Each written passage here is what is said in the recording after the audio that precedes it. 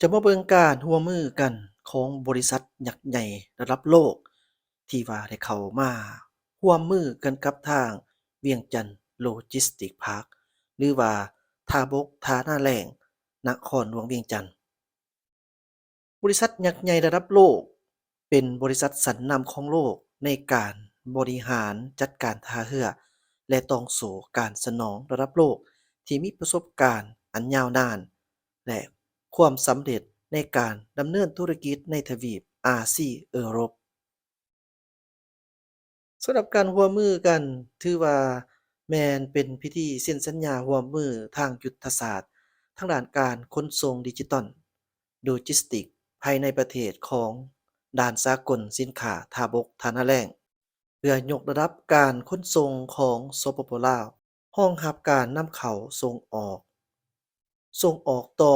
และผ่านแดนสินค้าให้มีความสะดวกว่องไวโปร่งใสและชัดเจน ส่งเสริมการพัฒนาพื้นฐานโครงสร้างเพิ่มประสิทธิภาพในการเชื่อมโยงโครงข่ายการขนส่งล่าสุดบริษัท PTL Holding จำกัดได้มีการเซ็นสัญญาร่วมมือกับบริษัท PSA International Pte Ltd PSA สากลจำกัด ในวันที่25มีนาคม2025ที่โรงแรม Holiday Inn นครหลวงเวียงจันทน์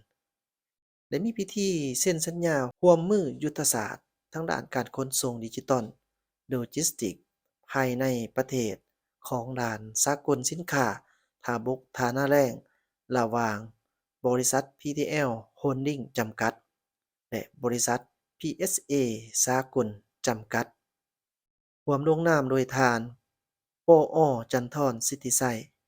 ประธานกลุ่มบริษัท PTL Holding จำกัด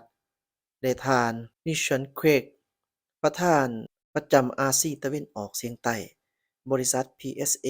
International Pte Ltd ภายใต้การเข้าร่วมเป็นสักขีพยานของท่านผู้วงศ์กิตติวงศ์รองรัฐมนตรีกระทรวงการเงิน ท่าน ปอ มโนทอง วงศ์ไส้รองรัฐมนตรีกระทรวงอุตสาหกรรมและการค้า ท่าน สุเรช มาเนีย เอกอัครราชทูตสิงคโปร์ประจำลาว ท่านนางวิไลวรรณ จันทราตรี เจ้าเมืองไสเศรษฐา ท่านบุญเพ็ง สินวงศ์พร เจ้าเมืองหาดไร่ฟอง บรรดาผู้บริหารบริษัท PTL Holding จำกัดและภาคส่วนที่เกี่ยวข้องทั้งภายในและต่างประเทศได้เข้าร่วม ท่าน ปอ จันทร สิทธิไสยได้กล่าวว่าการเซ็นสัญญาร่วมมือยุทธศาสตร์ในครั้งนี้เป็นนิมิตหมายอันสำคัญที่แสดงให้เห็นถึงความมุ่งมั่นตั้งใจในการปฏิบัติตามยุทธศาสตร์การพัฒนาโลจิสติกส์แห่งชาติของรัฐบาลลาวก็คือการหันสปปลาวจากประเทศที่บ่มีทางออกสู่ทะเลให้กลายเป็นประเทศที่เชื่อมโยงและเชื่อมจอด ทางการขนส่งและการค้า โดยเห็นได้ถึงความหมายความสำคัญของเวียกงาน การพัฒนาเทคโนโลยีและนวัตกรรมใหม่เข้าในการเพิ่มท่าแรงของการบริการให้มีความทันสมัย สะดวก ปลอดภัย และว่องไว ตอบสนองได้ตามมาตรฐานสากล จุดประสงค์หลักเพื่อร่วมกันพัฒนาและยกระดับระบบการขนส่งของลาวด้วยระบบดิจิทัลให้ทันสมัยยิ่งขึ้นรองรับการนำเข้าส่งออกต่อและผ่านแดนสินค้าให้มีความสะดวกว่องไวโปร่งใสและชัดเจนส่งเสริมการพัฒนาพื้นฐานโครงสร้างลดพรต้นทุนในการให้บริการเพิ่มประสิทธิภาพ ในการเชื่อมโยงข้อมูลกับโครงข่ายการขนส่งและท่าเรือในทั่วโลกสร้างให้ธุรกิจของสองบริษัทเติบใหญ่ขยายตัวบนพื้นฐานทั้งสองฝ่ายได้รับผลประโยชน์ร่วมกันเกี่ยวกับบริษัท International Pte Ltd ถือว่าเป็นบริษัทชั้นนำของโลกในการบริหารจัดการท่าเรือ และต้องสู่การสนองระดับโลกที่มีประสบการณ์อันยาวนานและความสำเร็จในการดำเนินธุรกิจในทวีปอาซีเอโรปซึ่งบริษัท International PTE Ltd มีการบริหารจัดการทั้งท่าเรือและท่าบกหลายกว่า70แห่ง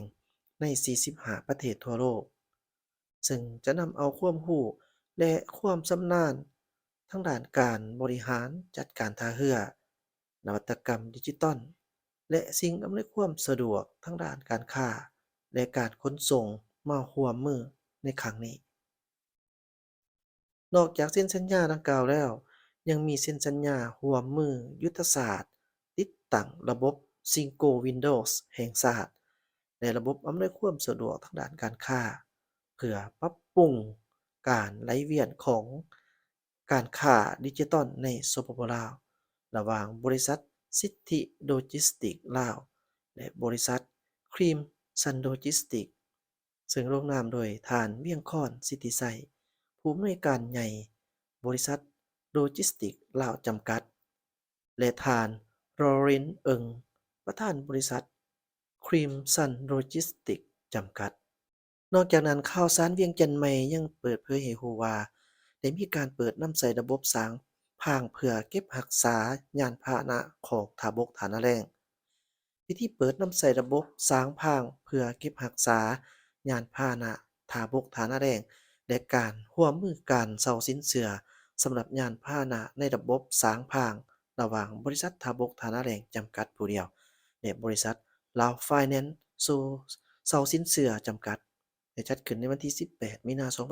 2025ที่ลานสากลทาบกฐานะแรงและเขตโลจิสติกส์นครหลวงเวียงจันทน์บ้านดงโพธิ์ศรีเมืองหาดไซฟ้อนนครหลวงเวียงจันทน์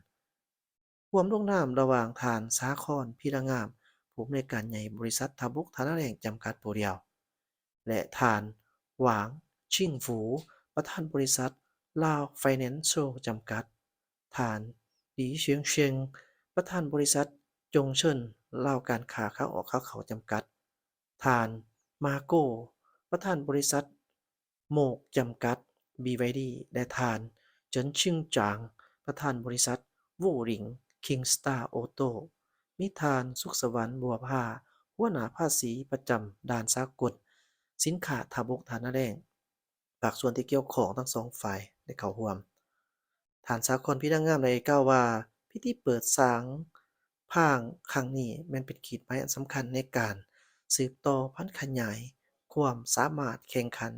ให้แก่ผู้ประกอบการโดยเฉพาะแม่นการนำใส่ที่ตั้งยุทธศาสตร์ สถานระบบสร้างภาษีของทาบกฐานะแรงให้เป็นเครื่องมือในการอำนวยความสะดวกทางด้านการค้าแน่ใส่เพิ่มมูลค่าให้แก่ระบบการค้าสากลผ่านทาบกฐานะแรงสากลแห่งนี้ระบบสร้างพางที่ตั้งอยู่ด้านชายแดนเขตทาบกฐานะแรงเป็นโครงร่างพื้นฐานที่สำคัญในการอำนวยความสะดวกให้กับการนำเข้า และส่งออกสินค้าข้ามแดน โดยมีจุดประสงค์หลักเพื่อสนับสนุนการค้าระหว่างประเทศ และยังช่วยส่งเสริมความมั่นคงในการจัดการสินค้าคงเหลือในระหว่างการขนส่งข้ามประเทศได้อย่างมีประสิทธิภาพถือว่าเป็นโครงการที่สะท้อนถึงความสำคัญของการเชื่อมโยงเศรษฐกิจระหว่างประเทศ รวมถึงการพัฒนาทางด้านโลจิสติกส์และการค้าในภูมิภาคอาเซียน